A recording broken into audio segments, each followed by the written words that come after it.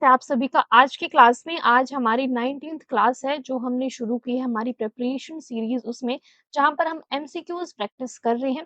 तो आज की क्लास में हम बायोलॉजी के 30 एमसीक्यूज प्रैक्टिस करेंगे, जिसमें से पहला क्वेश्चन है हमारा कायरप्टेरोफिली मीन्स। कायरप्टेरोफिली क्या है? ये एक तरह का पॉलिनेशन मेथड है। तो कौन इसमें पॉलिनेशन करेगा? इंसेक्ट्स, विंड, बैट या फिर स्नेल्स। जो इंसेक्ट्स के थ्रू पॉलिनेशन होती है उसको हम बोलते हैं एंटोमोफिली। एंटोमोफिली, ठीक है। जैसे हमारे बटरफ्लाई है, हनी बीज हैं, इनके थ्रू जो पॉलिनेशन होगी उसको हम बोलते हैं एंटोमोफिली। फिर आती है विंड के थ्रू पॉलिनेशन, उसको हम बोलते हैं एनीमोफिली। क्या बोलते हैं? एनीमोफिली। फिर आती है बैट के थ्रू पॉलिनेशन। बैट आपको पता है क्या है? एक नॉकटर्नल ऑर्गेनिज्म है। और आपको पता है नॉकटर्नल है, तो वैसे ही फ्लावर्स इसके थ्रू पॉलिनेट होंगे जो रात को ओपन होते होंगे। ओके। एंड इसके थ्रू जो पॉलिनेशन होगी उसको हम बोलते हैं कायरोप्टेरोफिली। क्या हम इसको बोलते हैं? कायरोप्टेरोफिली। ओके। फिर आती है स्नेल्स। स्नेल्स के थ्रू जो पॉलिनेशन होगी उसको हम बोलते हैं मेलैकोफिली। मेलैकोफिली। तो ये 4 टाइप्स की पॉलिनेशन है जहाँ से आपको बार-बार क्वेश्चन पूछ लिए जाते हैं, तो ये चारों आपको याद रखनी है। नेक्स्ट क्वेश्चन है हमारा सिनर्जिड्स आर। सिनर्जिड्स क्या हैप्लॉइड होते हैं, सिंगल एंड डिप्लॉइड होते हैं, ट्रिप्लॉइड होते हैं या फिर टेट्राप्लॉइड होते हैं? तो प्रीवियस क्लासेस में हम स्ट्रक्चर देख चुके हैं हमारा एम्ब्रियो सैक का, जिसमें सिनर्जिड्स पाए जाते हैं। जैसे ये एम्ब्रियो सैक है, तो यहाँ पर साइड में 2 सिनर्जिड्स होंगे और बीच में एक्सेल होगा। ये 2 क्या हैं? These are synergids. और ये भी आपको पता है कि सिनर्जिड्स में एक apparatus भी होता है जिसको हम बोलते हैं फिलीफॉर्म apparatus। तो ये भी इम्पोर्टेंट क्वेश्चन मैंने आपको बताया था, जो हमने पहले भी देखा हुआ था। अब सिनर्जिड्स जो हैं आपको पता है मियोसिस के बाद बने हैं, तो ये होते हैं हैप्लॉइड। क्या होते हैं? These are haploid cells. और इनका काम क्या है? ये पोलन ट्यूब को गाइड करते हैं कि वो एग की तरफ जाए और फिर जो मेल गैमीट है और एग जो है वो फर्टिलाइज हो। ओके, तो these are haploid cells. Embryo at 16 celled stage, पहले भी हम क्वेश्चन कर चुके हैं। 16 सेल स्टेज में जो एम्ब्रियो होता है उसको हम क्या बोलते हैं? इसको हम बोलते हैं मोरुला। मोरुला, जो एक शब्द से लिया गया है मोरस, जिसका नाम होता है मलबेरी। मलबरी की तरह ये जो 16 सेल्स हैं वो दिखती हैं, इसलिए हम इसको क्या बोलते हैं? मोरुला बोलते हैं। Extra structure that provide nutrition to the developing embryo. Embryo को न्यूट्रिशन कौन प्रोवाइड करता है? Umbilicus, amnion, chorion, placenta. तो प्लेसेंटा जो है ये न्यूट्रिशन प्रोवाइड करता है डेवलपिंग एम्ब्रियो को। साथ ही एक्सक्रीशन का काम भी करेगा, रेस्पिरेशन का काम भी करेगा। तो प्लेसेंटा एक इंपॉर्टेंट कनेक्शन है between mother and the fetus। Spermatids are transformed into spermatozoa. पहले भी हम बात कर चुके हैं कि स्पर्मेटिड्स क्या हैं?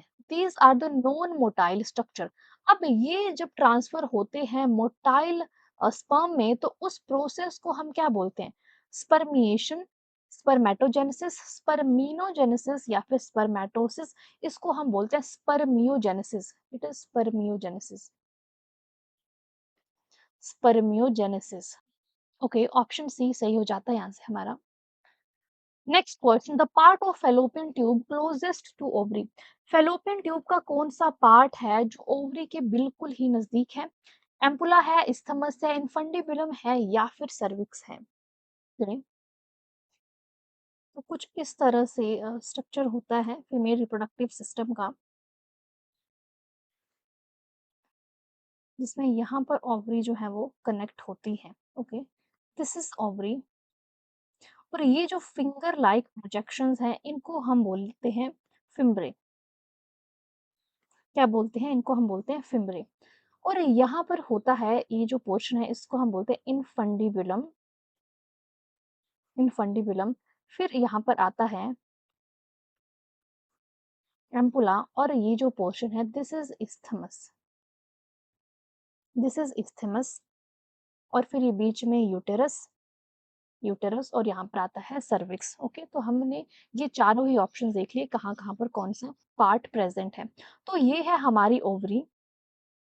यहाँ से एग जो है वो रिलीज़ होगा और फीमेल का क्या काम है कि ये जो एग ओवरी से रिलीज़ होगा उसको कैच करना और फिर इस पूरी फैलोपियन ट्यूब में लेकर जाना और फिर यहाँ जैसे ये पूरी फैलोपियन ट्यूब है, ठीक है? उसके ही पार्ट्स हैं इस्थिमस, एम्पल और इन्फंडिबुलम।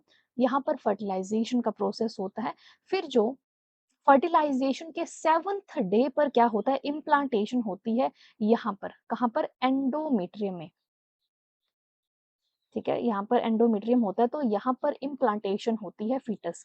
ठीक है जी, तो देख लो कौन सा पार्ट क्लोजेस्ट है, infundibulum. Infundibulum is the closest to ovary.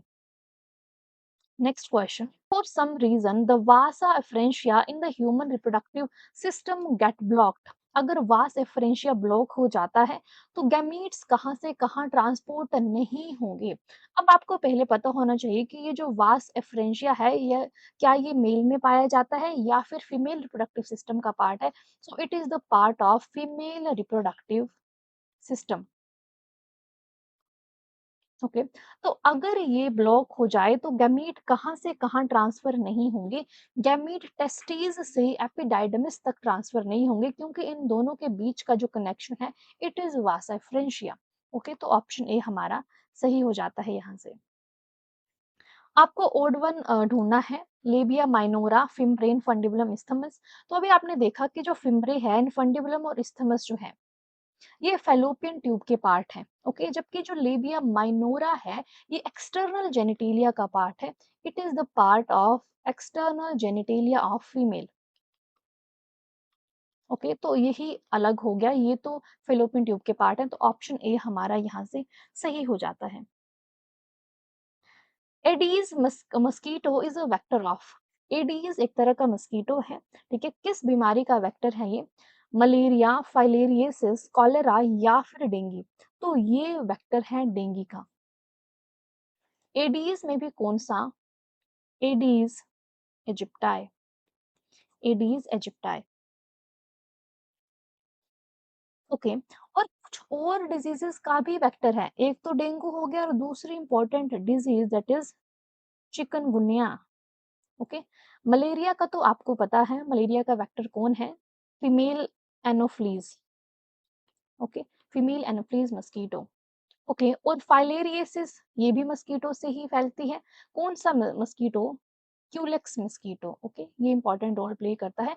तो तीन अलग अलग तरह के मच्छर देख लो, मलेरिया में एनोफ्लीज, फाइलेरियसिस में क्यूलेक्स और डेंगू में एडीज। और कॉलेरा जो है ये कैसे फैलता है? ये कॉन्टेमिनेटेड फूड या फिर वाटर से फैलेगा और इसका कॉजेटिव एजेंट होता है विब्रियो कोलेराए। ओके, जो कि एक तरह का बैक्टीरिया है। चलो अगला प्रश्न हम देखेंगे। Jumping genes given by Barbara McClintock are also called. Jumping genes हम किन्हें बोलते हैं? जंपिंग जीन्स क्या होते हैं? ए ट्रांसपोजोन्स, म्यूटोन्स, सिस्ट्रोन्स या फिर none of these. Jumping genes होते हैं ट्रांसपोजोन्स, ठीक है? ट्रांसपोजोन्स को हम जंपिंग जीन बोलते हैं और इनमें एबिलिटी होती है कि एक लोकेशन से वो दूसरी लोकेशन में चले जाएं एक ही जीनोम के अंदर, इसलिए ही इनको जंपिंग जीन बोला जाता है।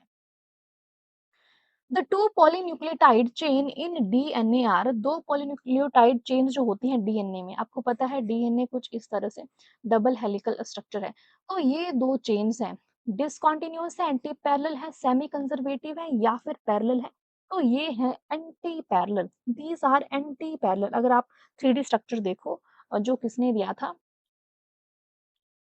वॉटसन एंड क्रिक ने दिया था, जो इसका डबल हेलिकल स्ट्रक्चर था। तो दीज आर एंटी पैरेलल, ठीक है? एक 5 डैश से 3 डैश चलती है और एक 3 डैश से 5 डैश। चलो अगला प्रश्न है हमारा, हर गोविंद खुराना को नोबेल प्राइज क्यों मिला था? जीन सिंथेसिस के लिए, determining genetic code, producing disease resistant मेज, डिस्कवरिंग ऑफ ट्रांसपोजोन्स। तो हर गोविंद खुराना को नोबेल प्राइज मिला था जेनेटिक कोड को डिटरमाइन करने के लिए। ओके, तो ऑप्शन बी हमारा यहाँ से सही हो जाता है। हरगोविंद खुराना के साथ दो और साइंटिस्ट भी थे जिनका नाम था मार्शल डब्ल्यू निरनबर्ग। एक खुराना, एक निरनबर्ग और एक और थे जिनका नाम था रॉबर्ट डब्ल्यू हॉली। रॉबर्ट हॉली, तो 3 नाम आप याद रख सकते हैं जेनेटिक कोड को डिटरमाइन करने के लिए। Birbal Sahni institute of palaeobotany कहाँ पर स्थित है? इसको अभी Birbal Sahni institute of palaeo science भी बोलते हैं, पैलियो साइंस भी बोलते हैं। अब पैलियोबोटनी या फिर पैलियो साइंस किससे रिलेटेड है? It is related to fossils study. Fossils को स्टडी किया जाता है इस इंस्टीट्यूट में। तो ये कहाँ पर है? लखनऊ में। ठीक है, लखनऊ उत्तर प्रदेश में है। इनमें से कौन सा लिविंग फॉसिल है? लिविंग फॉसिल हम किसको बोलते हैं?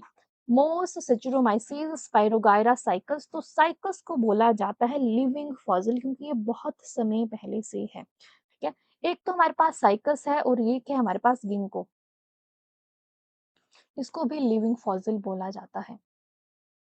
चलिए अगला प्रश्न है हमारा, scientific name of Java man. Java man का साइंटिफिक नेम क्या है? Homo habilis, Homo neanderthalensis, erectus, Australopithecus boisei. ठीक है, तो इसका नाम है होमो इरेक्टस। जावा मैन का साइंटिफिक नाम है Homo erectus, option C. Nucleolus term जो है किसने दी? मैं ऑलरेडी जो हमारी क्लासेस हैं 11th क्लास की उसमें ये सब मैं आपको करवा चुकी हूँ बिल्कुल डिटेल में। ठीक है, 11th के पूरे चैप्टर्स मैंने करवाए हुए हैं, वहां से देख लो।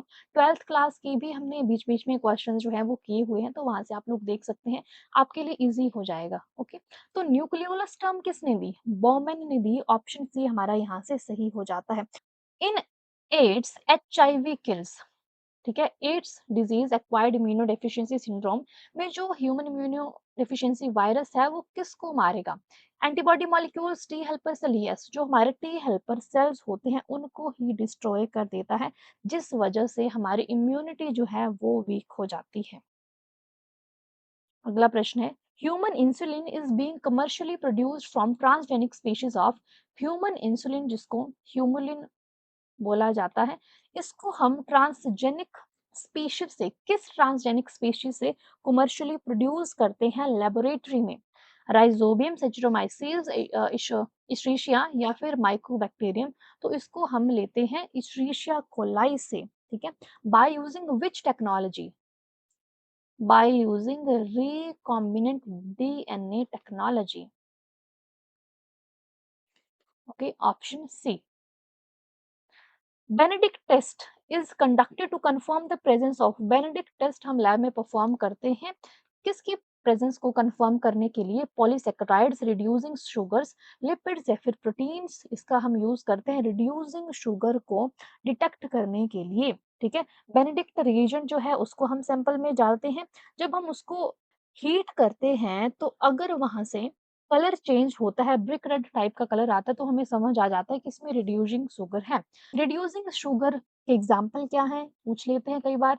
जैसे हमारे पास है ग्लूकोज, फ्रक्टोज है, माल्टोज है। These are the reducing sugar.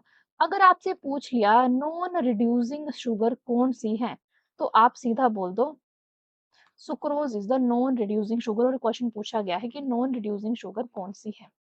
चलो अगला प्रश्न है हमारा, एसेंशियल फैटी एसिड कौन सा है इनमें से? Palmitic acid, arachidonic acid, stearic acid या फिर एराकिडिक एसिड। तो जो एसिड हमारे पास जो फैटी एसिड एसेंशियल है वो है एराकिडोनिक एसिड। ठीक है, ऐसा एसिड जो हमारी बॉडी सिंथेसाइज नहीं करती है, जो हमें बाहर से लेना होता है, उसको हम बोलेंगे एसेंशियल एसिड। और बाकी सारे जो भी हैं these are the non essential fatty acids जो हमारी बॉडी प्रोड्यूस करती है। In leaves of C4 plants malic acid formation. Malic acid बनता है C4 प्लांट्स में, आपको पता है अगर आपने साइकिल C4 साइकिल देखा है तो।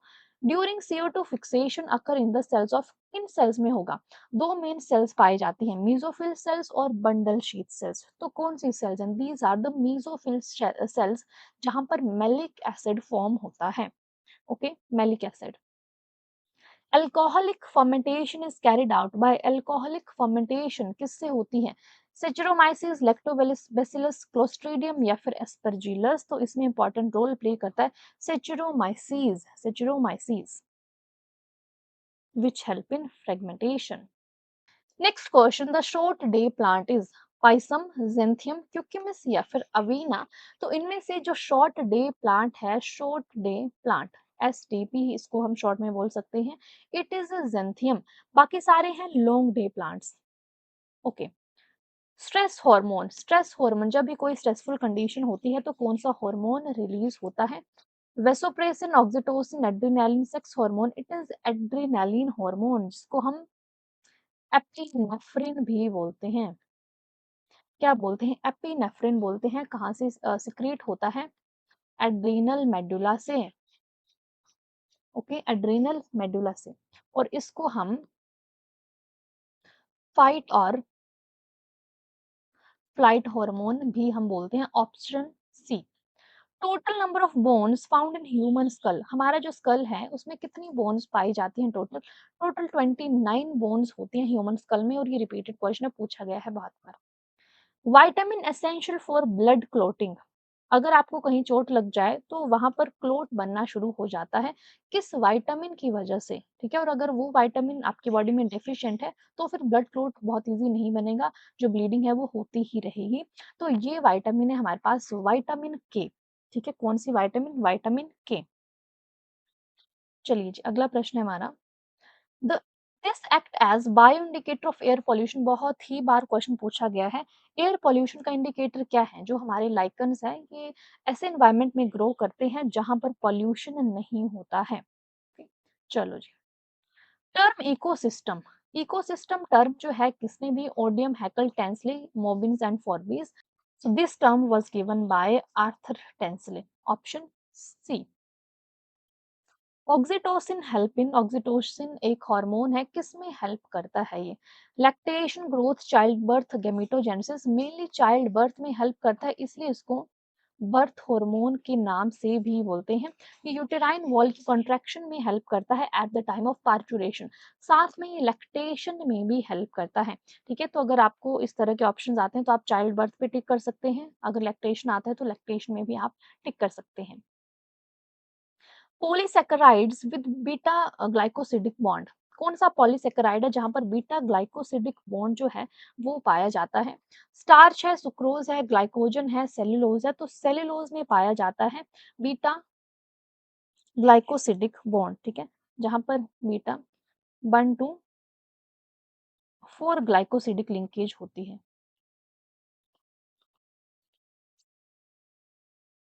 क्लियर होगी बात? तो आज की क्लास में हमने 30 क्वेश्चंस देख लिए बायोलॉजी की। इसके बाद हम शुरू करने वाले हैं जल्द ही मैराथन क्लासेस, क्योंकि आपके एग्जाम अभी शुरू ही होने वाले हैं, तो मैराथन क्लासेस से आपको बहुत ही ज़्यादा हेल्प जो है वो मिलने वाली है। तो अभी आपको क्या करना है? वीडियो को लाइक करना है, चैनल को सब्सक्राइब करना है और अपने दोस्तों के साथ भी शेयर करना है। Thanks for watching, bye bye, take care.